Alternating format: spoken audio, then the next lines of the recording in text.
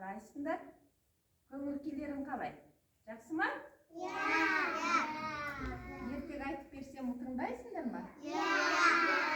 Ертек тыңдаған жақсы көреміз ба? Мен сендерге қазір түлкі мен ешкі деген ертек айтып берем. Жарай ма? Түлкі деген қу түлкі болып аталады, түлкі қу ма?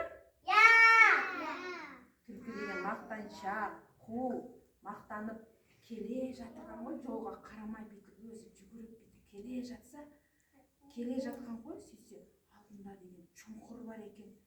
Чұңқырға ешкі деген құлап кетеді. Ой, түлкі деген құлап түседі. Не істерін білмей бүйтіп шығайын десе, чұңқырдан шыға алмайды түлкі деген.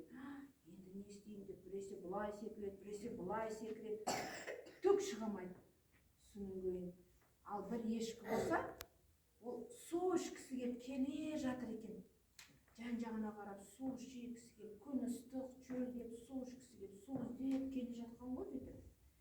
Сөйтсе деген чұңқырды көреді, ой, су бар шығар деп бүйтіп чұңқырды барып қараса, ішінде түлкі отыр.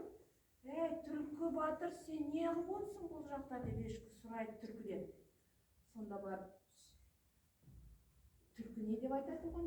Ой, мына жер деген рахат екен, салқын, ыстық емес, еще түбінде деген не бар дейді? Тұп-тұнық таза су бар екен дейді. Қане маған қара, мен кімге ертек айтып беріп атып, түзіп отырған балалар маған айтып берем. Отыра ғой.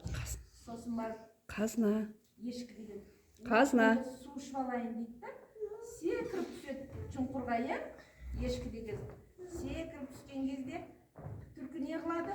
Арқасына секіріп мінеді да, оның көмі ешкінің мүйізі бүйтіп тұрады, арқасына секіріп мінеді, оның көмі мүйізіне мінеді да, бүйтіп чұңқырдан секіріп түлкі шығып кетеді. Ал ешкі болса, қалып қалады чұңқырдың ішінде. Сонымен бұл түлкі шығып кетті, ешкі бар ғой, суда, чұңқырда қалып қалды. Оған ешқандай көмек жоқ еді. Сол, ұнады ма ертегім? Кім туралы айттым, айтыңдаршы? Ешкі мен?